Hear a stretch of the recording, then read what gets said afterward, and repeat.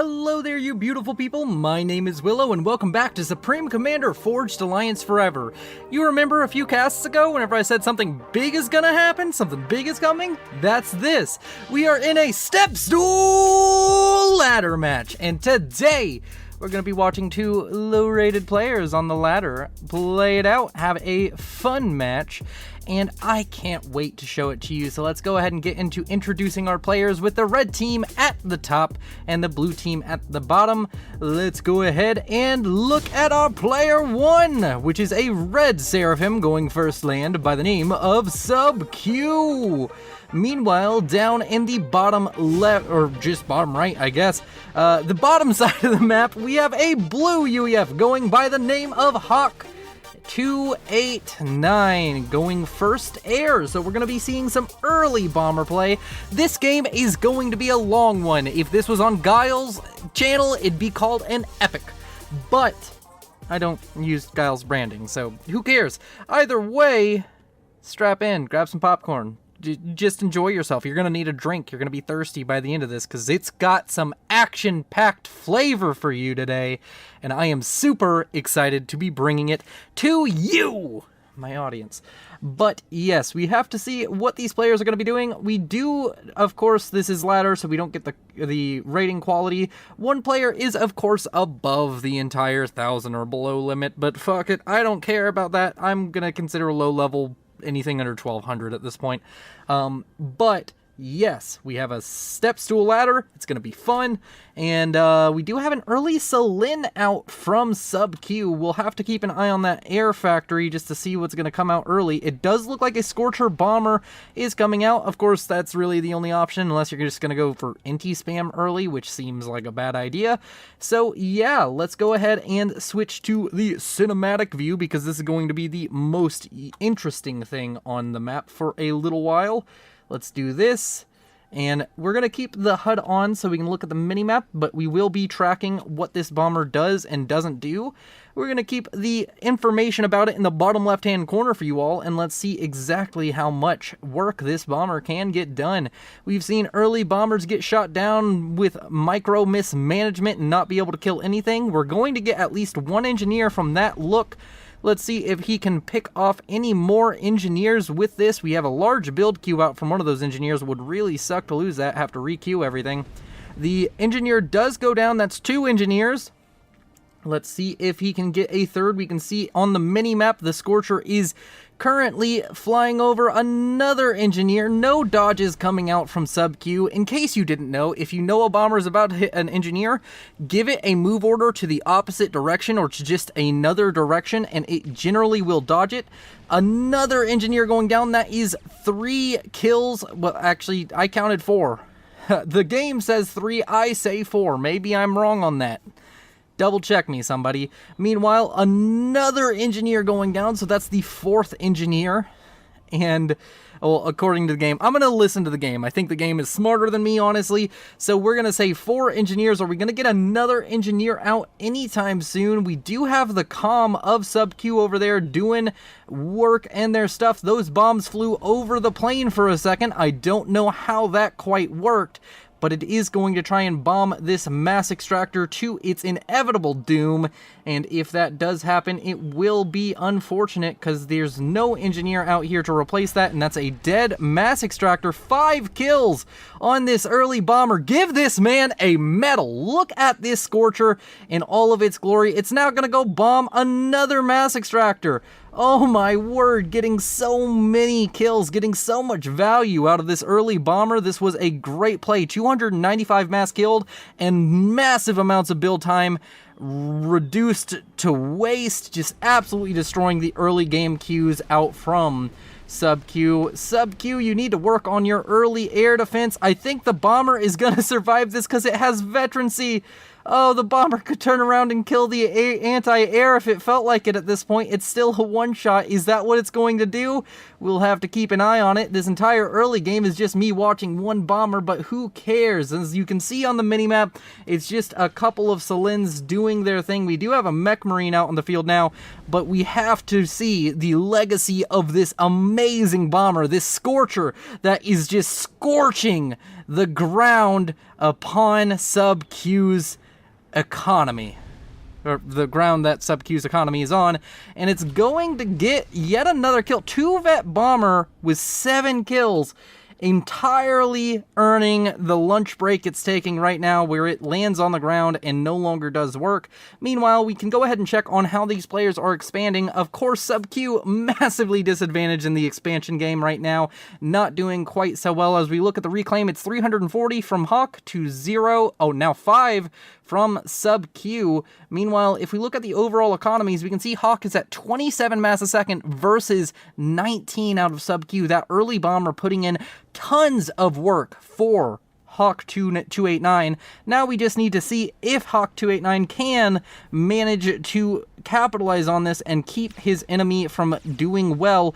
We did see earlier a gun upgrade come out onto the comm of Sub-Q. Actually, we didn't see it. Didn't give me an alert or nothing. That's strange. Meanwhile, we do have gun on this comm. You can see the arm is extended a little bit. We do, don't we? Wait, does this comm have gun?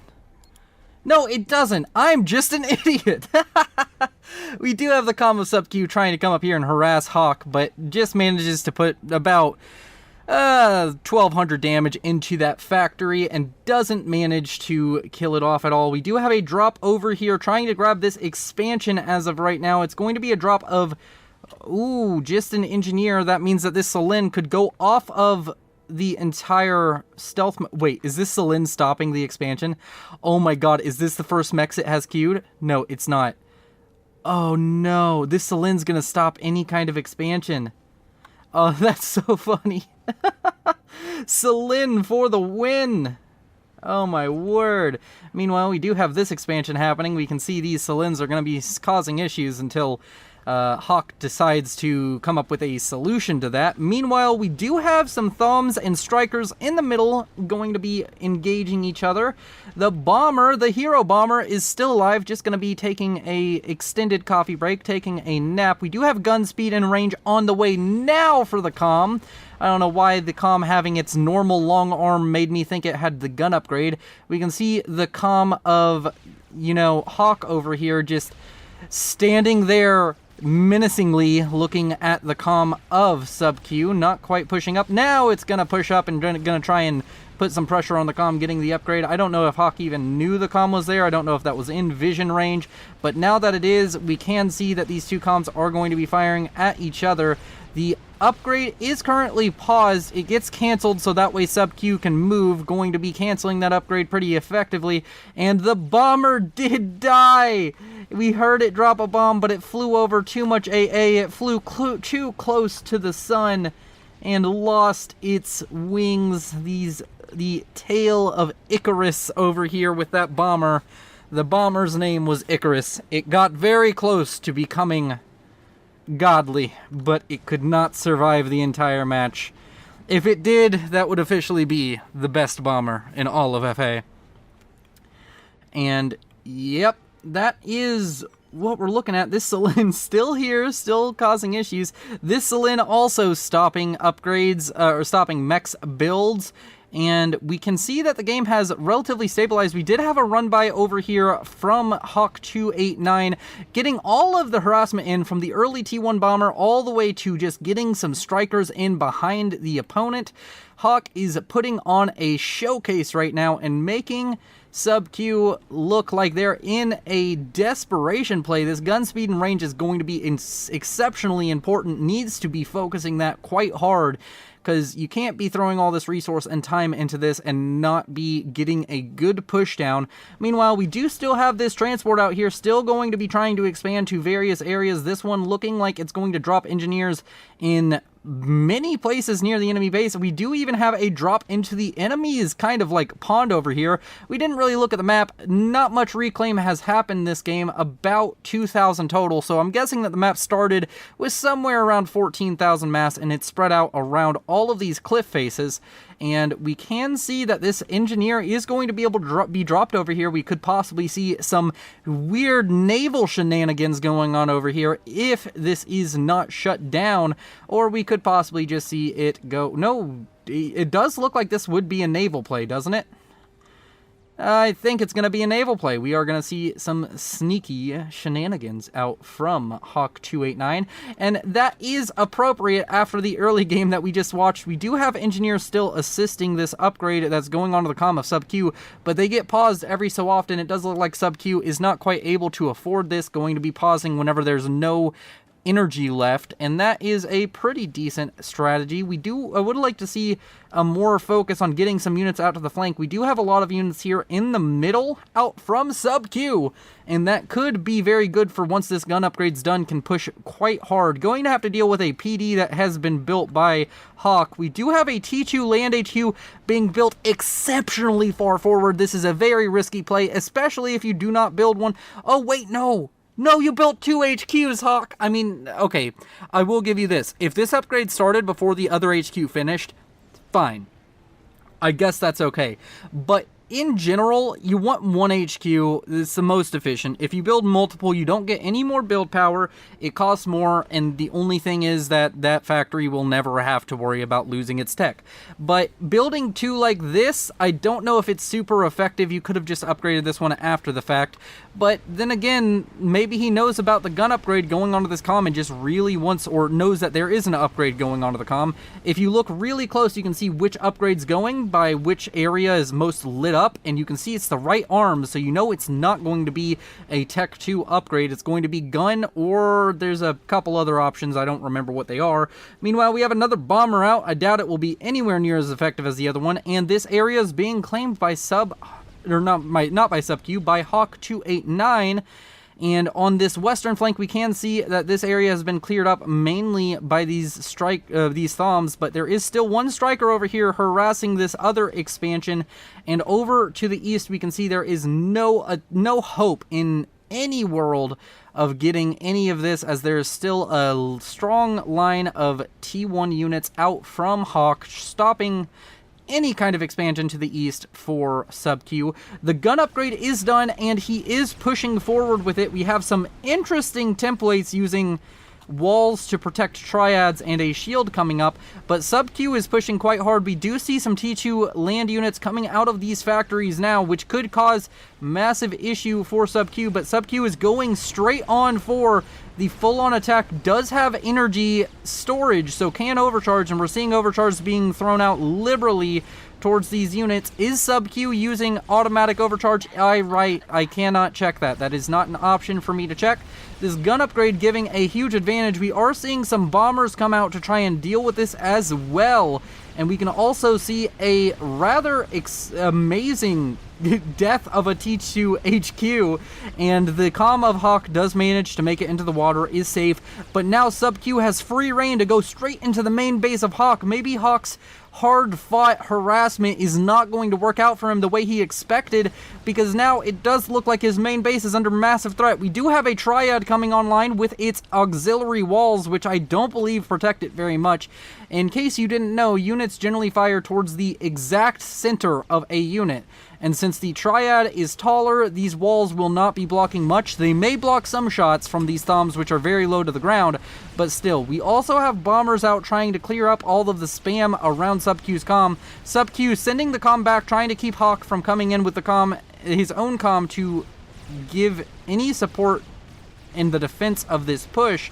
But I don't know if this is the right move, as we do see a triad being built over here. This is going to make it harder to push in the future, but we still have a constant stream of T1 units coming out of the base of Sub-Q. Sub-Q going very heavy into this gun comm push with all of these units. It is looking like Hawk's going to be pushed once again back into that tiny little puddle, that tiny little pond, but it's just enough to save his life, and it might just mean Sub-Q may eventually decide to go for the main base. It will now be a much more risky play, as that PD is now finished.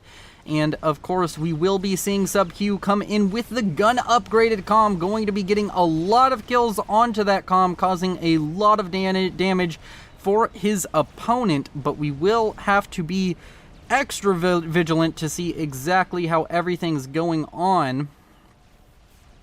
And over here we can see a run by T2 units has managed to get quite a little bit of damage done to the back line over here, but it's going to be cleaned up by some Thoms. Some T1 spam is going to get out here and clean this up, so this is not threatening the base of Sub-Q too terribly. We can see that Sub-Q with the comm out here is getting off some decent damage, but needs to keep pushing forward. The T2 PD is only hurting you if you do not push forward. You need to throw an overcharge into it, get some more damage down onto it with that gun comm, and that should be very easy to do. The gun comm is super capable of killing off one T2 PD, especially without any shielding. And we can see that these walls are going to be taking a little bit of damage, but it's mainly from overcharge. Everything else is able to hit this triad just fine, and a reclaim order given to the triad, and then it got shot at the last second just for good measure. We're seeing a 2-vet comm out now, 47 kills, and more of this base is being attacked. We do see the comm of Hawk is now trying to fall back to the main base, trying to help his units hold off this relentless push, but Sub-Q is really running out of units and is super extended right now.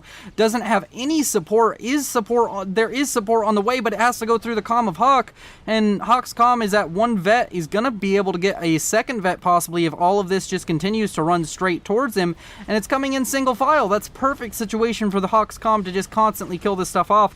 But either way, Sub-Q is kind of uncontested. There's nothing over here that's particularly threatening to him. With the 3-vet gun comm, is able to just tear through these T2 units, is going to be taking damage from the Scorchers pretty much constantly, but can kind of just get veterancy by killing off all of these structures. These structures are worth so much mass value that killing them off gives you tons of veterancy. Needs to start focusing some of them down, I would believe. Going to be getting some reclaim. I think that's a micro mistake.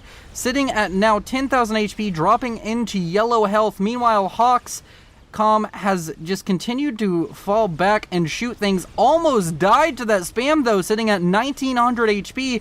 Completely missing it. So much action going on all of the time. We're constantly seeing more Scorchers be produced, and shooting this comm would be very useful to possibly just kill off that UEF factory. It would be a nice addition to the kill count for Sub-Q's comm, who is currently moving towards the water, not fancying its ability to tank all of the Scorcher damage, but has caused significant damage. There are still T2 mexes over here, so this does still probably need to cause more damage, as over at the main base we do not have very much teching up going on as far as the economy is concerned, and we still have a massive portion of map control over to Hawk at the moment.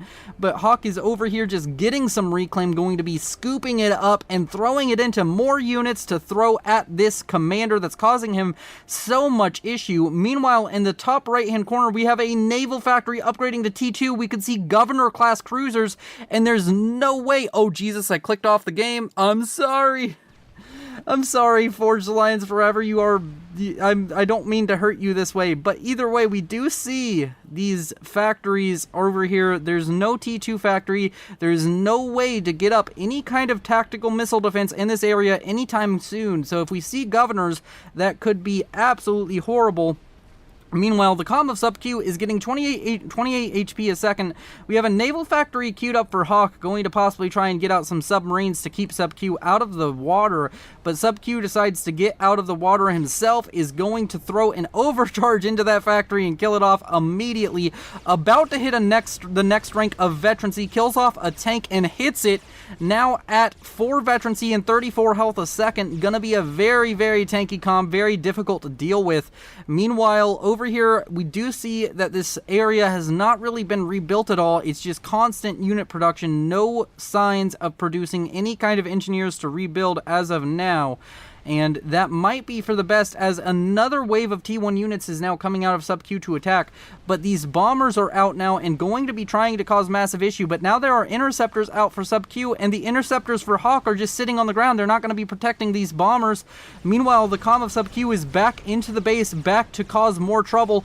Going to be killing off more and more stuff as reinforcement Thoms arrive, and more units are just constantly pouring in to the base of Hawk, as Hawk comes out with the comm in a rather desperate kind of display. This could be very dangerous. Sub-Q does have kill threat on this comm. This comm probably needs to run for the water right now, and that is what Hawk is doing as of this moment. Is going to be able to get into those waters, is going to be able to be safe. We have the bombers recalled, or possibly new bombers still being built. That factory is still repeat building bombers as of the moment, and it is going to look like Sub-Q is going to be able to kill off even more of these structures, but the question is, how long can he stay out of the water? He's going to have to go back in there to get respite from all of this fire that's being dropped on him. Needs to go set the fires out by jumping into the water. Needs to learn how to stop, drop, and roll as he's just constantly assaulted from the air. Meanwhile, we do see that these factories are under threat now. The T2 HQ could be going down relatively soon, and if that happens, that's going to be a painful situation. But it does look like Sub-Q might be forced back into the water for the second time now. It is down to 2,000 HP, and he is not feeling too good about it. The Scorcher's bombs somehow creating... Nope, they don't create fire on the water, thankfully, which is a nice little sight. We do see a torpedo launcher being built up by Hawk, and it is going to be shot at by Sub-Q. Sub-Q needs to get a couple more shots in to stop that from finishing, and is going to manage it, but Sub-Q down to almost under 1,000 HP, needs to get back in the water immediately and stop taking that damage. Of course, when you're in the water without that damage over time fire effect, it is a lot less dangerous, but still does deal damage to the comm when those bombers drop their bombs, so you have to be careful.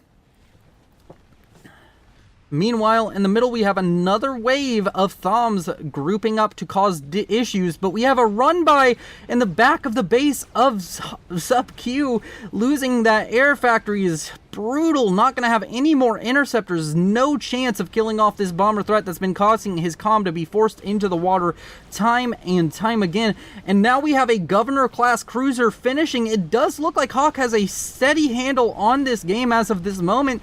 Is going to be able to consistently kill off this base. We need to see Sub-Q get back out onto the aggressive with this commander and possibly with reinforcement units. Needs to kill off that T2 HQ to stop the T2 units from coming out and killing off his spam with as much efficiency as they have been, and it's looking very dire for Sub-Q. I'm not sure exactly how well he's going to be able to hold this off. Meanwhile, over here we do have Hawk289 is going to be building a torpedo launcher further this way and falling back with the comm. Sub-Q trying to hunt it down, it looks like, but that's not going to be an effective strategy. I think your best effective strategy is going to be to try and get into the base. We do see T2 units slowly dying to Thom spam, but that's not quite enough. We have a lot of Law Isles, these T1 mobile anti-air coming out for Sub-Q, and we have yet another T2 HQ built over on this flank. Is this going to be a case of Hawk not knowing that you can build non-HQ structures? Of course, this one's possibly yet again a warranted idea, as the HQ over here is under greater threat than any other area you could build an HQ, really, because the gun comm's over here. The gun comm, of course, with all of that veterancy, is getting health back relatively quickly, up to 5,000 health again, versus the comm of Hawk, who has been regenerating for longer and is still at 4,400. Meanwhile, we are going to need to see another push, because over here at the main base of Sub-Q, we can see all of the mass extractors are going down, the factories are going down, everything is just on fire and burning. Sub-Q's base is in shambles, and we have to see some kind of resolution, some kind of retaliation against the absolute onslaught put on from Hawk. Both players getting hurt at their main bases, but I would say Hawk is getting the better end of the trade as of the moment. Meanwhile, Sub-Q is coming over here, is going to build up a mass extractor on this side of the map, going to just try and eke out as much mass as he can get, as he's just trying to get back into the game economically after those cruisers have absolutely destroyed off his chances. And we do see that these T2 units over here are trying to put up a quite a stalwart defense. We are still seeing Scorchers being produced, but now we have enough Law Isles to just kind of one-shot them anytime they try and make a pass. So enough anti-air for now, but we do need to be careful about this T2 army to the north. Could very much so cause massive issue. Needs to keep those Law Isles alive to keep his comms safe, and currently they are running to their deaths. Need to micro the Law Isles separately from the Thoms. Another Scorcher going down. More Scorchers incoming. They're going to be shot down at a surprising pace. Sub-Q killing off these units with the comm, approaching 5 veterancy and going to get it if it kills off this next pillar. And that is 10.3 thousand mass killed by that comm already. 98 kills. Almost 99. He's got 99 problems, but he solved them all. And now at 100 kills, and that is it. It is absolutely a devastating situation. We're going to see multiple factories going down, and this area might just be completely cleared out by Sub-Q. Sub-Q no longer has the massive threat of the air to deal with. The air has been mainly dealt with so far, especially if you kill off the air factory right now. You can stop those Scorchers from ever being produced again at this facility, and there's not another air factory on the map. Meanwhile, the governors are over here, and we can just see that the UEF has said the gloves are coming off, going to use tactical missiles to kill off everything over here and just cause a massive issue for Sub-Q. But Sub-Q is also killing off quite a bit of the structures over here, going to be killing off all of those core mexes. There's just some factories left, and these factories are going to be finding it harder and harder to produce units as time goes on. Sub-Q at parity as far as eco is concerned, has the same amount of eco, having expanded over to this western area heavily, but is about to lose 2 T2 mexes. That's going to hurt quite a little bit. Meanwhile, Hawk has expanded to the east quite rapidly and quite well, and is going to be able to hold on to this area for a little while. We do see some Thoms and some T1 units in general just trying to assault this position, but not quite making it over there. We have a lot more air factories going up for Sub-Q. Sub-Q now just slowly going through wow, that's a tactic. Going to be building a T1 PD in the middle of this base to kind of help with DPS output. We do have a land factory coming online, and we do see this area kind of just being taken over by the comm of Sub-Q.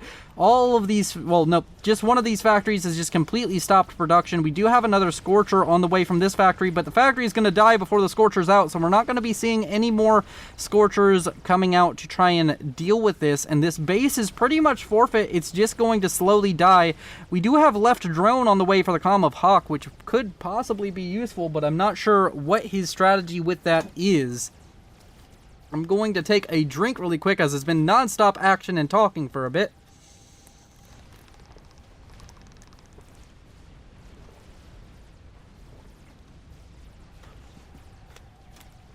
And with that, both of the players' main bases, both of their spawning points and core bases have been absolutely ravaged by various units. I think it's a mistake out of Hawk. Maybe he doesn't have intel on it, but not killing off these mass extractors is a huge mistake.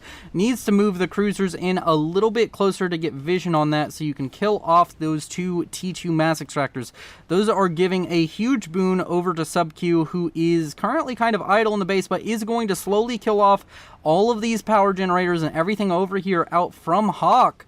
And that's going to be a massive issue. Meanwhile, we do have an engineer out here expanding towards the main base of Sub-Q, or the former main base of Sub-Q. It seems Sub-Q is mainly relocated to the western side of the map. And we just see a few structures dying over here. The comm of Sub-Q is building yet another land factory, and the game... Oh, the game has been on negative speed for a second. I don't even know when that happened. I must have clicked that a few seconds ago. So I just made the cast a lot longer. Oh, I have no idea how long that's been going. I'm sorry about that, everybody. Felt something was wrong. That felt definitely weird. I was like, oh, everything's going kind of slow. I wonder what it is. Either way, over here, we do have these factories. It looks like they're going to be going down. Another T2 HQ going down for Hawk. And that's going to be very unbelievably painful. But at the same time, we are like, just all of this production is going to be going down. It does look like Hawk is slowly losing it, but possibly able to, oddly enough, expand over here. We could be seeing a full-on base trade from these players. Meanwhile, we do have a base just kind of being built out of nothingness over here, going to be completely building up this area that was formerly his opponent's main base. We do have a naval factory over here, so we do have to keep an eye out. If this can get to T2 and start making cruisers, he could have cruisers and both pawns, making it very, very difficult to deal with this. Does move the cruisers closer, does get rid of those T2 mexes, which means that this economy is not quite as good. Let's go ahead and look at the reclaim, because this is going to be very important. 11,000 reclaim for Sub Q at the moment. That is a huge boon to him, but overall in the game in its entirety, Hawk has acquired way more mass, having a more stable economy for most of the game. We are going to be looking to Sub Q to rebuild in this area and possibly get a large advantage, but we do need to see him increase his mass output as of right now, because currently the only way he's still in it is he has destroyed off so much production his enemy held, and his production was a little bit safer built here in the middle, but that's even going down now as these governors continue to assault this position. It does look like we have a full base trade on our hands, as I think this engineer is probably going to be given an order to go over here, and we could always see engineers built out of this factory, T2 engineers in fact, to come over here and claim this area, so that is going to be super interesting. Meanwhile, Sub Q is sitting over here getting T2 on the comm and getting it relatively quickly. He's going up at pretty much the full rate. Possible that Sub Q is unable to spend resources, but no, it does look like Sub Q is able to spend the resources. Reclaim is sustaining him as of the moment, not quite making all that much from generated eco, but is going to be able to reclaim all of this former base and build up his own mass extractors and such an economy over here, and has just taken this area and decided that it is his territory now. And that is a very interesting situation. We do see the engineer over here out from Hawk moving closer to the governors, possibly for protection. Not that these governors have a particularly great defense system. It does have a gun on the front. The gun isn't that useful.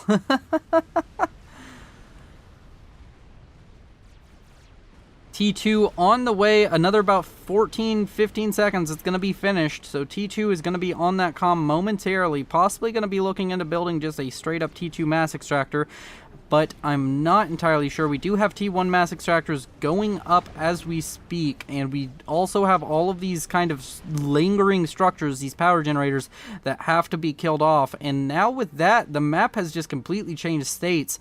It does look like the outwards areas, the areas near the water, are what Hawk has control of. Hawk sending his comm out to this most western base, this 4 mexes and some factories, to try and get some retribution, get his own comm in on the action after being blindsided by that gun comm out from Sub Q, and is going to be able to kill off some thumbs. I'm not sure how far he'll be able to push, since there are PD being built rather rapidly by the engineers over here on this flank, going to be able to stop this from continuing.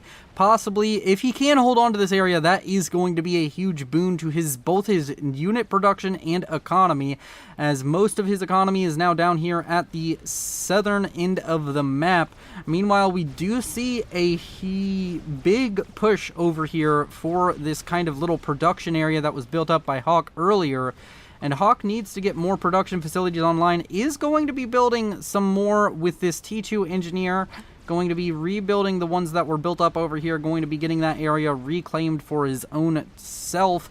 Gonna have to reclaim that T2 HQ though. It is of course not able to be built on by another factory. Meanwhile, over here we can see that there is a tank. There are 3 tanks just pushing into this production facility. It does look like all of these have been paused, all of these have been stopped. It's just been kind of abandoned and going to be reclaimed out from Sub Q. So that is possibly a strategy, but these engineers are going to die rather quickly, and we're not going to see any kind of new production coming up from here on out. Unfortunately, the problem with using cruisers is these cruisers are going to kill off most of the wrecks, so it's not going to be something that can be reclaimed out by Hawk. So Hawk is going to be unable to grab the reclaim from these wrecks himself. But over here on the western flank, we can see that there is an engineer that's about to die a horrible death. No, don't do it, Engie! Oh, he already did it. He walked right into a plasma gun. That's what these are called, right? Yep, plasma cannon.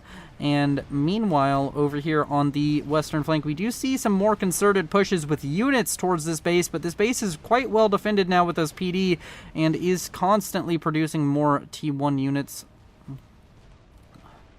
Meanwhile, on the eastern side, we are seeing a bit more of a push out from Sub-Q, going to be going for these core mexes, and these units are not going to be great for this. This is just a bunch of Lobos. The Lobos are horrible against tanks, so these Thoms and Zooies are just going to do they're just going to eat this up. This is going to be the easiest fight ever, and this area is probably just going to be claimed by Sub-Q. As long as he micros this properly and doesn't just run into the PD, he should be pretty fine. It does look like he's kind of running into the PD. He needs to use the Zooies to kill off the PD and keep the Thumbs back a little bit. If that does happen, the Zooies will be getting quite a bit, but maybe just going for the mass extractors. This T2 mass extractor up here is going to go down. That's going to be quite painful for Hawk. Meanwhile, over here we can see a factory has been built up, and this area that was formerly the main base of Sub-Q is now going to be gained territory by Hawk289. Sub-Q asking, what is this game? This is a brilliant game, my friend. This is Supreme Commander Forged Alliance Forever,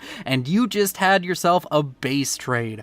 You rarely see them in this game, but base trades are amazing. I love it. It's so cool that this kind of shit can happen. We do have a governor built up over here, which is a problem, and there's gonna, of course, be more on the way. Going to need to build those Seraphim TMD, which are decent at dealing with this situation, but yeah, needs to realize that there's a governor firing on him pretty quickly and needs to start building those TMD. Otherwise, this will be a really bad situation to be in. Is going to produce some Yenzines, possibly just go over and shoot the governor to death, but yeah, just mass-producing Yenzines. Still would like to see some tactical missile defense out from Sub-Q. You have T2 on that commander. You can build them really quickly and possibly just save yourself the trouble of having to try and kill off the governors. Of course, more governors will always show up, so I guess the TMD is not a perfect solution, but it will buy you a lot more time. Even one or two of them will buy you time against a governor-class cruiser.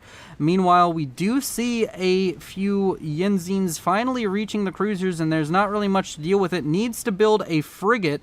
If you build one frigate, these Yenzines are much less effective, so in future, if you don't build a frigate right now, is that a frigate? Oh, that is a Thunderhead class frigate. Never mind. The pictures for UEF stuff is kind of all the same. The frigate is going to come out and try and deal with these Yenzines. The Yenzines might be micro to try and deal with the frigate fire. You can kind of micro it, but it is currently keeping the cruisers from firing at the main base over here for Sub-Q, but needs to find a more permanent solution, in my opinion. Yenzines is not it.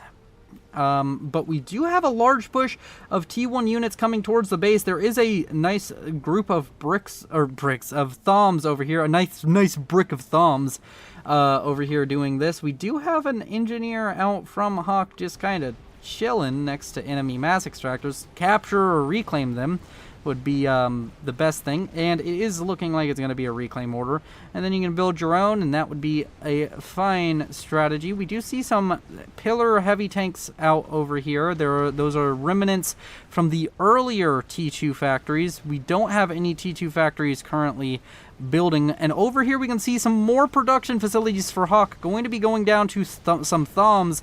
They've been outproduced and they are going to be dying. Meanwhile, we do have to keep an eye on this flank because this could be an issue for the entire situation. We're also seeing Zooies now being spammed out. So Zooies and Yinzines are going to be fighting off the frigates and cruisers, and that is going to be an effective strategy. This hover army, while it's not quite as cost effective as just building frigates, is quite effective if you can just throw enough units at the opponent, and it is keeping these governors, of course, at bay. That is the important part. The governors can no longer cause issues for the base. These governors are mating. This is the mating ritual of the governors. The male governor penetrates the female governor. Of course, they move the second I notice it, but they just end up there. I think they're moving because he's using the command that gives all naval units orders, but like they were inside each other for a second, making a nice X form. Meanwhile, over here, cruisers are now dying to Yinzines and Zooies, which is a funny sight, to be honest. We do see the comm of Sub-Q is going to come out. That gun comm with 5 veterancy still going to be able to just mow through T1 and T2 units. Is going to be killing off quite a few of these. Going to need to get up some power storage, I would think. Is power storage now being built? We do have power storage being built. Most likely lost it earlier. Going to need that power storage for killing off the T2 units, as they are quite tanky, but is going to be able to stop any more forward aggression out from this little band of units as we speak. Meanwhile, more units coming down to this naval area. Over here in the middle, we have a huge production area finished for Hawk, going to be producing a lot of units and is going to be gaining a lot of map control, has managed to retain map control throughout this entire game. And overall, it does feel like Reclaim is really helping out Sub-Q, sitting at 28,000 Reclaim, still about that much behind in total mass generated this game, about 15,000 mass behind his opponent, but still it's looking like a relatively even game despite all of that.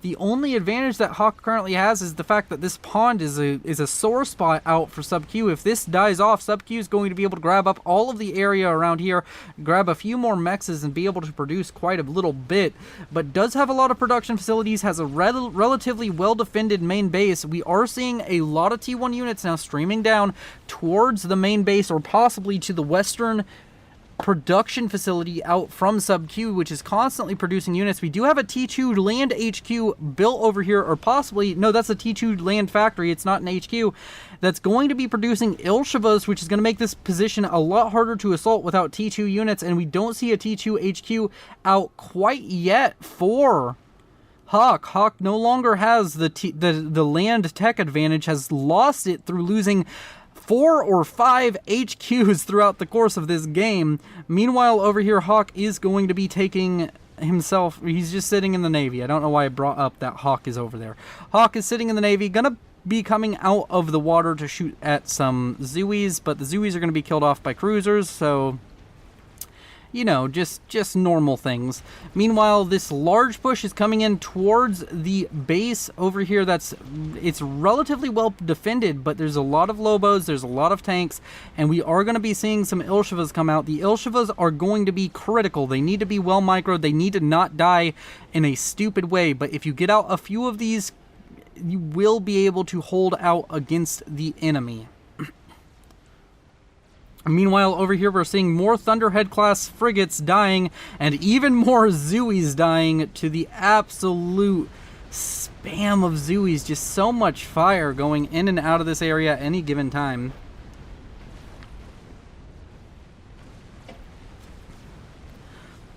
We have a shield boat on the way. The Bulwark shield boat. I was about to say I can't quite remember. Also, that was a huge flash.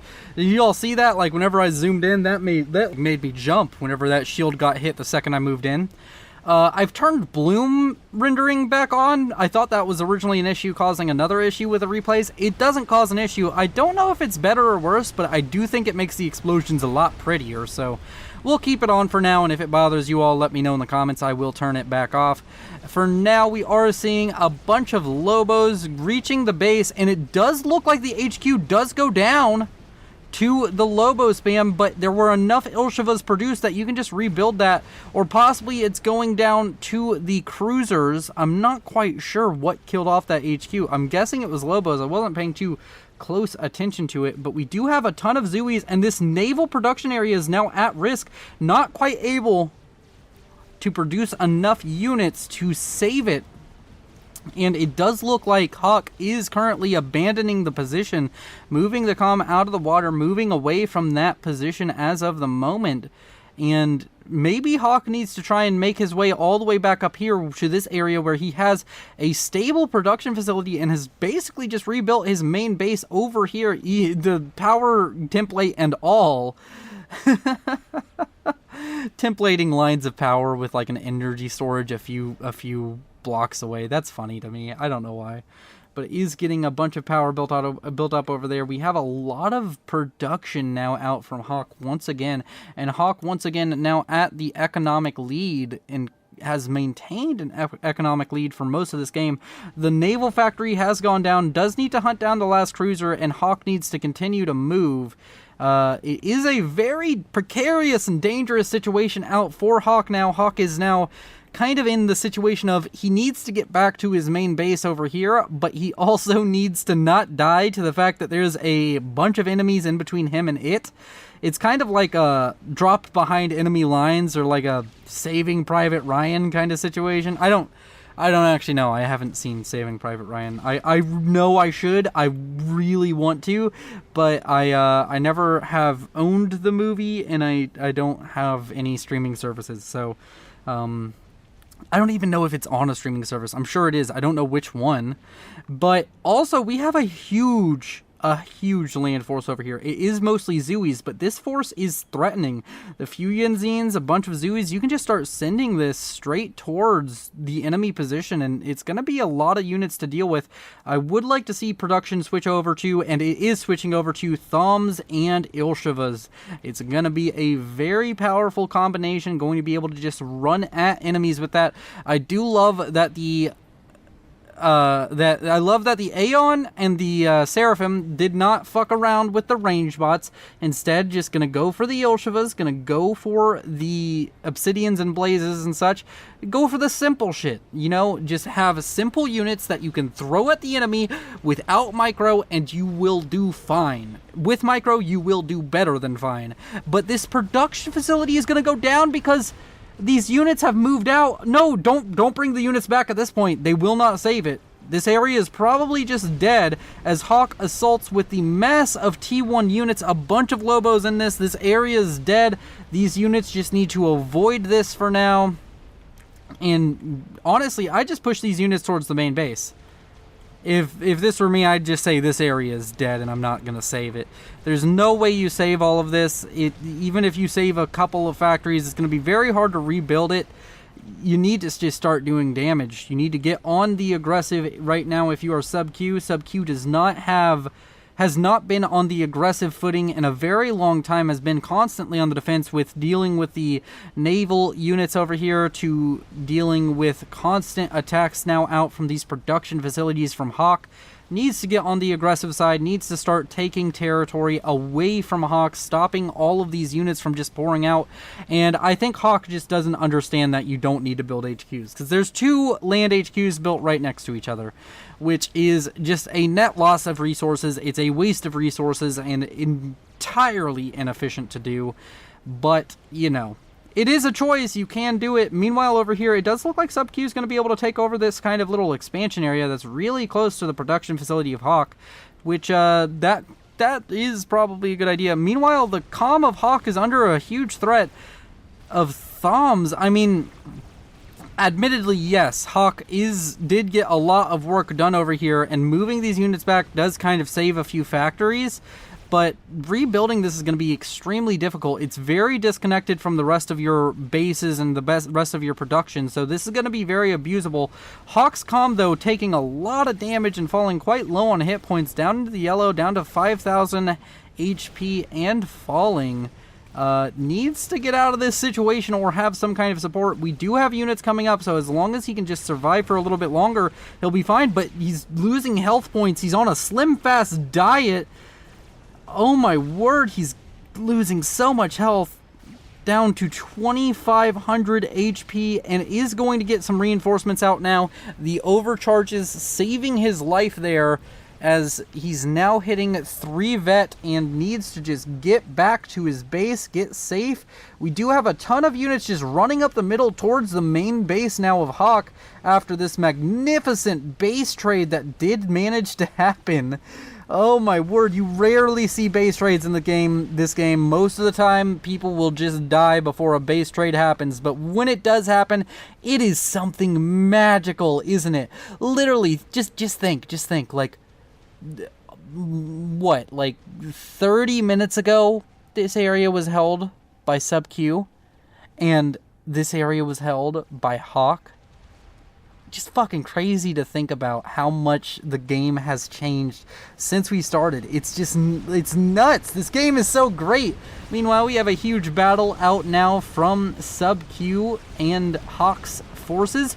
Sub Q having the advantage of having the comm here. The comm is down to 13,000 HP, which is more than the comm starts with, but it's in the yellow, and it looks kind of deceptively like the comm has taken a lot of damage, which it has. It's taken 7,000 damage, but honestly, it's not in a bad position whatsoever. Comm is still exceptionally healthy. We do have a factory on the way. It does look like that's going to be continued here soon by Sub Q. I'd like to see maybe just detach a few units, come over here, grab some Zooies, and make your way over here. But we do see a large push coming down towards the central ravine that leads to the main base of Sub Q, and that could be dangerous. Meanwhile, let's go ahead and check on the economies once again. 52 mass a second for Sub Q and a relatively well-balanced power grid. Meanwhile, the main base of Hawk is being attacked again, and he's losing so much. He's losing so much. Hawk, you're losing your main base again to just an attack that just came straight up the middle. You have all of these units, and you're going to lose your main base to an attack straight up the middle again. Oh my word. And this time, I think that it's possible Sub Q can hold out. Sub Q does have some Ilshivas over here. Needs to get more production, just constantly throwing units right here, but does have some facilities over here that can produce bombers to possibly help out with this. Meanwhile, we are seeing a ton of Zooies still coming in here, still going to be killing off power, and this is just a horrible situation overall for Hawk as he loses yet more, but still, despite all of that, has a stronger economy from all of the expansion. So Hawk not in a very horrible situation, but from Hawk's perspective, it may look bad. Hawk is going to be losing a lot of units over here to this. The units pathfinding really not helping them at the moment as they are getting kind of funneled and stuck in positions where Zooey Fire is able to just constantly do damage, and also coming in one at a time into Ilshivas is not very helpful. And Hawk is going to be losing a lot of units. I don't know if he's still going to have enough to push forward, but is looking to try and may possibly get what he is hoping to achieve, which is to kill off the main base of Sub Q for the second time this game, as his main base was absolutely obliterated. Sub Q, despite being a much less economical player, has just been made some key decisions that have been absolutely critical to the outcome of this game. And we now have T2 Air out from Sub Q producing Volthu gunships, so this attack is definitely not going to work. Can build up a few Volthu gunships before it gets close to the base, then just send them out and over. There's no AA in this force, so this is going to be a very dangerous situation for Hawk. Going to be losing quite a few critical units, very possibly. And we do see, of course, interceptors flying overhead to just kind of help in case Hawk sends some interceptors. But Hawk, I don't even know if he owns an air factory anymore. He does. He has one solitary air factory that's not even producing units. So that is a boon, I guess. But still, we do still see a lot of land units out from Sub Q dying. And there's a lot of land units over here for Hawk. Is going to be able to push in, possibly get a little bit of damage done, maybe even focus down a T2 mass extractor. But now we're seeing the Volthu gunships come out in force to deal with this. Fun fact, did you know that the Volthu gunship, that in Supreme Commander 2, the Aeon gunship is also called the Volthu? Like, it has the same exact spelling, Volthu gunship. I don't know why, it doesn't look anything like the Volthu from this game. It's like I think it's the only unit that has an identical name to a Seraphim unit in Subcom 2. Losing 2 T2 mass extractors is quite painful, but it's not the end of the world. Sub-Q has lost much more this game than just a couple T2 mass extractors, and is finally going to kill off these mass extractors that have been claimed for Hawk for a extreme amount of time. And that is going to be a very effective strategy. T2 Air, very powerful on 10-kilometer maps, is going to be able to get quite a little bit done with that. We do see some flak being built up by Hawk. Hawk going to make sure that that's not going to kill him off. But right next to him, there's a Thom that's killing off mass extractors. That singular Thom is just killing off mass extractors. That's fucking beautiful. I love that. That's amazing. Oh my word. All right, I'm going to take another drink because I've been yelling for like 40, 50 minutes.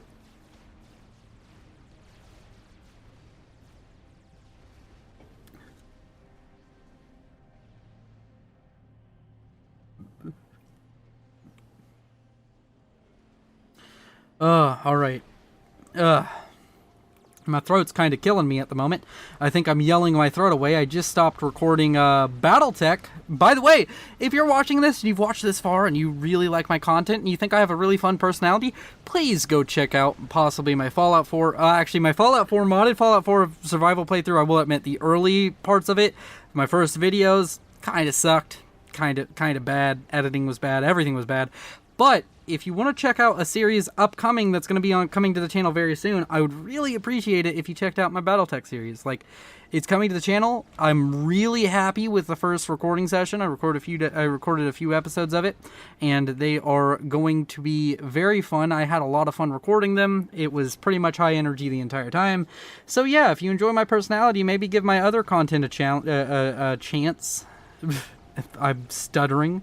Thanks very much to my voice and my brain, which cannot work together. My brain does, like, it knows what to say, but my mouth, it just fucks it all up. My mouth, it just goes, oh, you want to say that word? I'm going to take 6 tries to get the first part of it down, and then you'll say it. I don't know what this accent is. You tell me in the comments. I have a very broad group of people who watch the videos. If you know what accent this is, which is probably changing halfway through, let me know. What is this? I'm bad with accents. Meanwhile, over here we do have a bunch of units dying to static defense, and a bunch of units dying to units, and just a bunch of stuff dying. Just in general, there's a lot of death. This game has a lot of death. You ever notice that? There's just like so much death in this game. Meanwhile, we do have this area being rebuilt up by Hawk. But while there is a lot of death, there's a lot of creation. All of these things that are dying, they get made. Making things. I mean, I guess, do they really die? Are they alive? They seem pretty smart to me, and they are, but they are robots. Man, that's like an ethical quandary. Like, if a robot is smart enough, like, if it's smart enough to be sentient and understand what's going on around it, is it alive? Because, like, these robots have to be on a level where they can, because they're fully autonomous robots. They're able to navigate, identify friend from foe, identify what is and isn't something they should shoot at. Like, these units are super fucking smart, but I don't know if they'd be considered sentient yet. QAI would be sentient. Would you consider QAI alive? Let me know in the comments. What do you think the ethical idea of, like, full-blown AI? Is a full-blown AI a singularity sort of device? Is that a being? Is it sentient? Questions that shouldn't be answered in my comment section, but will. I'm sure that there's a paper written about how it is alive or how it isn't alive and how it doesn't count as a being, but still. Also a paper written by some Christian university that's like, we shouldn't do it because it's unethical and we're not supposed to play God even with our own creations. Something like that. And now I've upsetted all of the religious people on my YouTube channel. What's next? Let's just start talking about politics. What about them donkeys and elephants? Yeah, they're crazy, ain't they?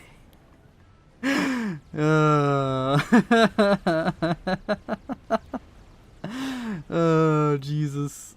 I bet the comments on this video are gonna be fucking grand. By the way, if you're watching this far, comment helps with the YouTube algorithm. Yeah, just comment. Tell me something. Tell me about your day. Tell me what your favorite color is. You know, anything.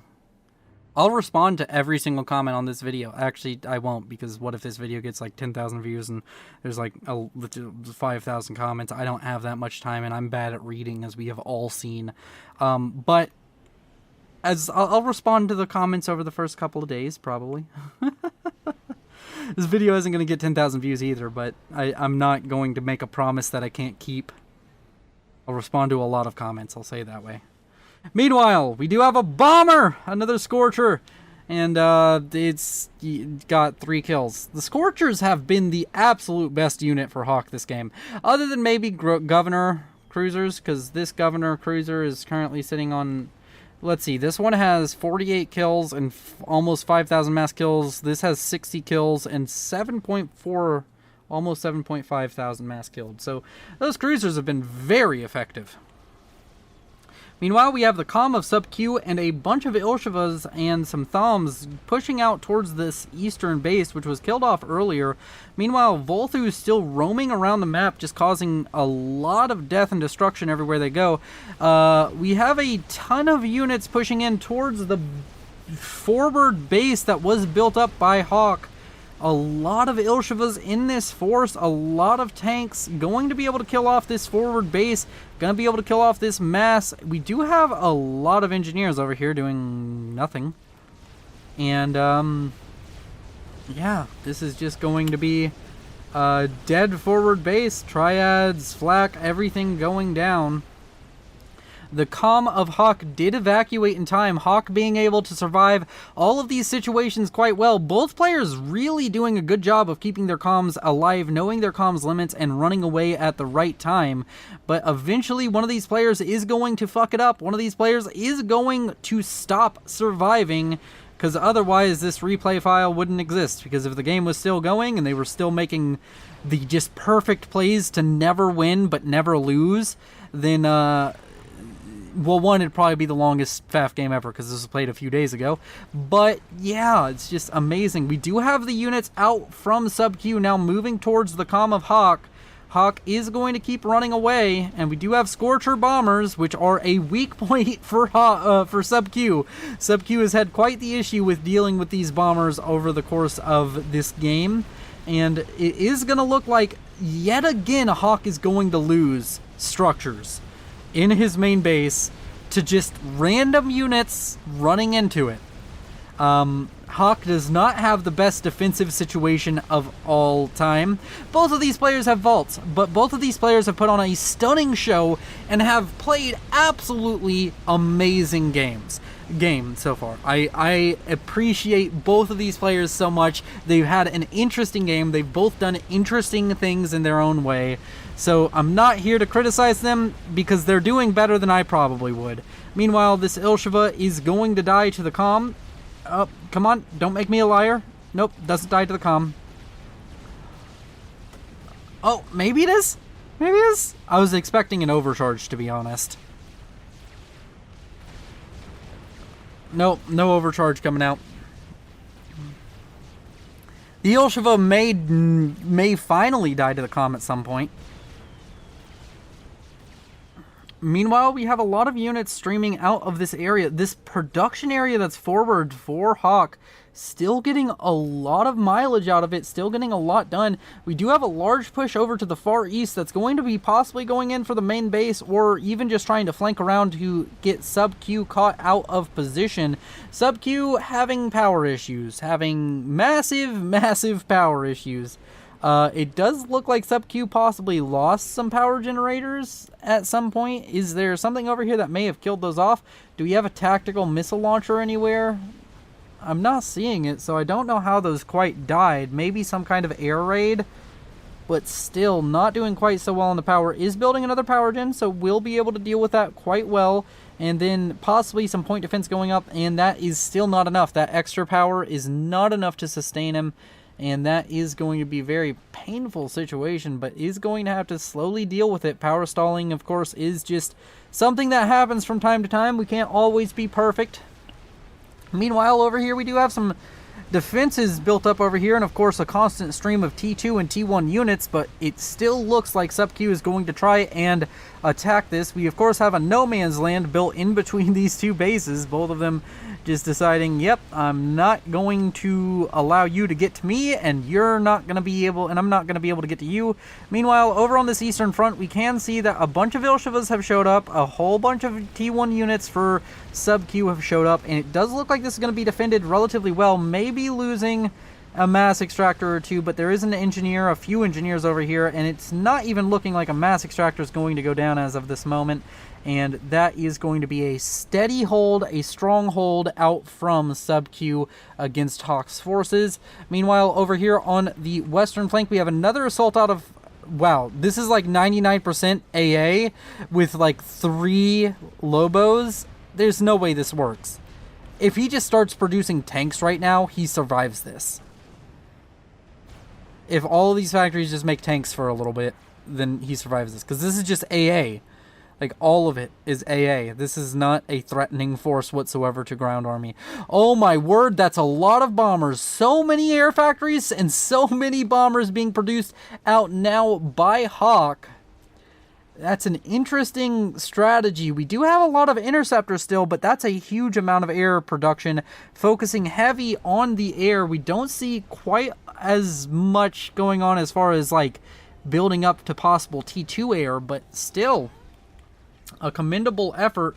We do have an air factory over here that's died. I don't know if that's Control K. There's not been a unit over there for a while, but also there's some dead mass extractors, so I'm guessing something came out here and killed off all of this, and I just missed it. Meanwhile, over here on the western flank, these units are being given free reign because I think Sub-Q is... So when you get so far into a match, you kind of just, like, you don't have the mental capacity, you're super drained mentally, so simple things like making sure these units go over here and kill off this stuff is so much harder. It's so much harder to just keep track of things, even simple things. It gets straining to play this game for a long amount of time. Meanwhile, Hawk is now power stalling, has just fixed that issue. And Sub-Q fixed their power stall a little while ago. And we have a forward Ilshiva production facility now being built up by Sub-Q. Going to be assisting in the production of Ilshivas. Going to be getting a lot of them online. We still don't see a move out of either player to go for T3 anything. Which may be a smart choice. I mean, I don't know if... maybe they just can't afford it. Sub-Q currently sitting at 100 mass a second. Could definitely afford some T3 production right now. But instead going for more T2 production. Possibly just going to say, fuck it, Ilshivas are the answer. And honestly, Ilshivas are a good answer for killing off enemies. We do have a lot of Ilshivas constantly being produced. But for the first time in a long time, it's looking like Sub-Q has a strong advantage in this game. For the longest time, it's felt like Hawk has just had an overwhelming advantage economically and production-wise, but Sub-Q has been doing just enough to hold on. But now it looks like Sub-Q is going to be able to build up a force that is able to compete with Hawk's production and build up enough production to compete with Hawk. So we're going to probably see one more giant epic battle before this is all over. Meanwhile, over here, we are seeing more flapjacks being produced to try and break this position, but we have TMD, we have a shield. This is a pretty well-protected area, to be honest. More Ilshivas going up. Now that's a third factory building Ilshivas, and more of these are just going to keep popping up as long as Sub-Q has the mass to spend on it, I'm sure. Meanwhile, the Scorcher threat seemingly dealt with by a bunch of interceptors, but there is still a force of anti-air moving in, and the anti-air is being killed off by T1 tanks. I find this so amusing, just like this little like cat and mouse of the anti-air is the mouse and trying to run away from the tanks, and the tanks are like, no, you don't get to run away. There's not many tanks, but they are determined. But now the tanks die to Scorchers. Meanwhile, over here we have a massive push, and this is a lot of Ilshivas going for this forward production facility. And this forward production facility is very important for Hawk.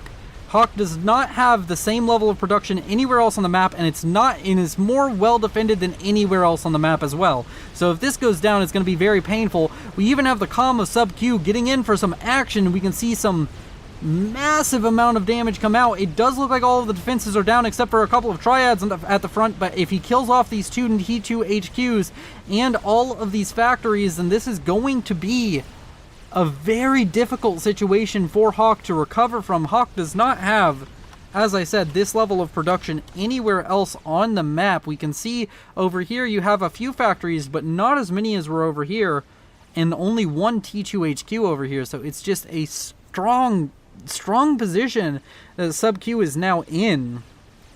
We do see a bunch of units now streaming over from Hawk. Hawk has had a large army sitting over here for a little while and is now moving it towards the position of Sub Q, or possibly even towards the main base of Sub Q. I doubt we're going to see a second base trade. It is still on the cards. We still have some time left in this game, but my word, this game has gone on for a very long time, and it's all been interesting, just constant action. It's one of the best FAF games I've ever seen played, and I don't care if, like, by my definition of FAF is interesting. This game has been interesting start to fucking finish, and I have loved it every step of the way. This is by far one of my favorite games of all time. So, yeah, just absolutely an amazing game. I think I've seen a base trade in another cast like maybe once. I'm so happy that this was submitted. Meanwhile, we do see so many units out from Hawk coming in down here the middle. A lot of flak still mixed in with it. Is this? We do have a lot of pillars coming in the back line of this, but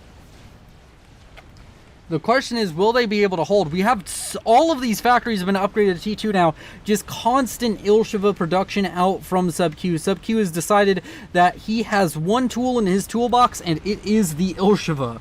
And that one tool is going to be used and abused as much as possible. Ilshiva's coming from the back. Ilshiva's in the front. Ilshiva's in the middle. Just gonna make an Ilshiva sandwich with Ilshiva sauce and Ilshiva meat and Ilshiva cheese. Just Ilshiva is Sub Q. Sub Q, you may as well just change your name from Sub Q to Ilshiva. Honestly, man, you have made so many of these. They're such a good unit, too.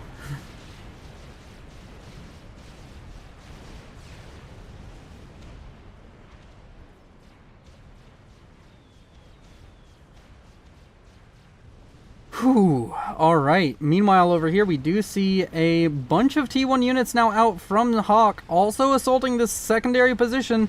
They've done this a few times. This area is going to finally go down, but there's going to be Ilshivas coming to protect it. And there's a large group of Ilshivas with the comm of Sub Q looking like they're pushing towards the main base of Hawk. Does Hawk have a solution? Hawk is now getting up a ton of T2 bombers. It looks like a bunch of Janus being queued up. Could possibly go for a snipe on the comm. Janus not that great for sniping, and the comm of Sub Q is quite tanky with 20,000 HP. As long as he keeps on moving around in a circle, it'll be quite hard for Sub Q to die to a Janus snipe. Meanwhile, we do have a ton of Ilshivas going to be coming up on this predominantly T1 and honestly predominantly anti-air force out from Hawk. Hawk seemingly overreacting to the fact that there was T2 air, overreacting to the gunships, and I think that's the single biggest flaw in his strategy so far, producing so much AA for a relatively low amount of ground strike aircraft that have come out from Sub Q. Sub Q instead focusing much more on the ground game, just building those gunships honestly for defense and the ability to do some harassment, but has prompted out a massive response out from Hawk and is now just producing interceptors. We do have a bunch of Ilshivas flanking around the western flank. It does seem that Sub Q has decided wiser of it and not going to use the comm in the main assault, does not want to risk that, and is instead going to be using the comm to just get back to the main base, just hide up for a little bit. We do have T3 land now finishing, and we're getting up a quantum power generator. So that's a T3 power generator going to be providing tons of power. I don't even know if Sub Q actually needs that. He really doesn't, but possibly going to be transitioning over to T3 land production very soon and wants to be future-proofed. Any more chat? Looks like a reverse game. No. Good luck, have fun, good luck, have fun. What is this game? Looks like a reverse game. Meanwhile, over here, we're seeing a bunch of land units being killed by a bunch of Ilshivas.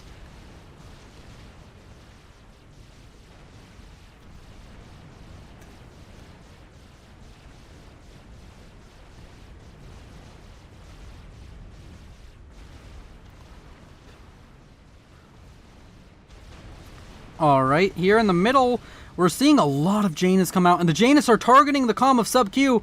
Sub Q now in a dangerous position. It looks like there was even an attempt at attack missile prediction. It didn't quite go as planned, and the Janus pull off from the comm, no longer attacking the comm, but now they're back onto it with a bunch of Scorcher bombers on the way as well. Sub Q running for the water. The question is, can he get into it in time? And the answer is very possibly yes.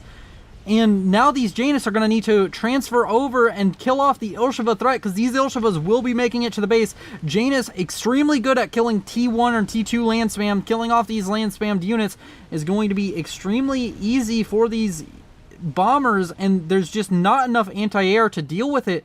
The bombers now coming back to try and kill off Ilshivas, but the Ilshivas are just going to be able to continue pushing forward. There's no reason to really pull them back. I don't know why Sub Q is pulling back at this point. Just go for the base. You're going to be losing units regardless. Going to need to be building a lot of flak here soon. This power generator is just dead. And this is a very bad situation. Are we going to see another base trade? Oh my word. For the record, I only watched about like 30 minutes of this, and then I just sat in a corner and I didn't watch the rest because 30 minutes convinced me. I knew it was a really long game. So I don't know if there's a second base trade. I was just told there was one. But this base is looking pretty doomed.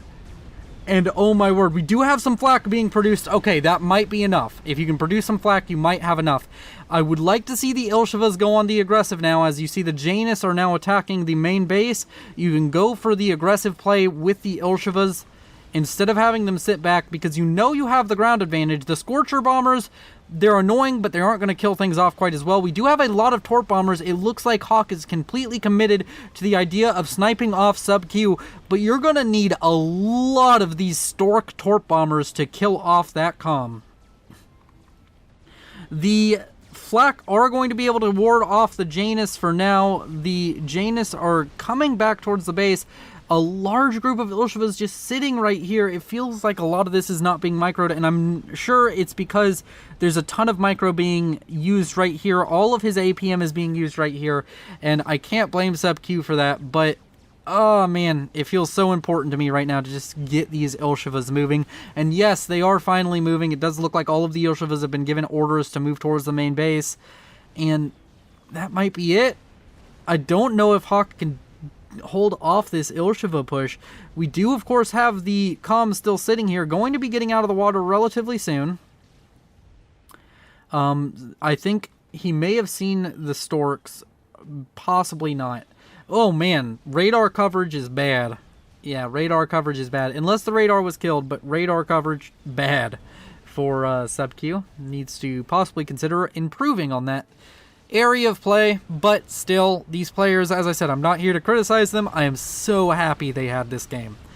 And the Ilshivas are now pushing in, going to be killing off quite a few units on their way, but honestly, there's just nothing here to stop these. These T2, T1 PD, they're not going to be able to stop this many Ilshivas. This is so many units. This is such a difficult thing to deal with. You need to use pretty much all of the T1 bombers that were there earlier, but it looks like the T1 bombers are just faded out of existence. I don't know where they went. Maybe they also joined in the main base assault.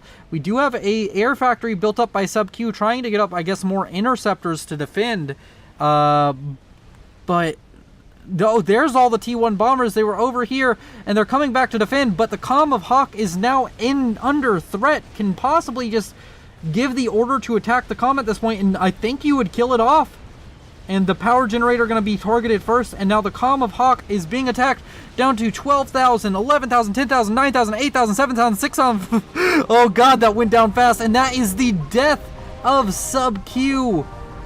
The end of this game, and wow, the bloom makes that explosion absolutely fucking as bright as the sun. I love it. And I'd like to thank you all for watching. You all have been beautiful. Thank you to my patrons, Timothy Calderwood, Nocthar, and Sergeant Syphilis.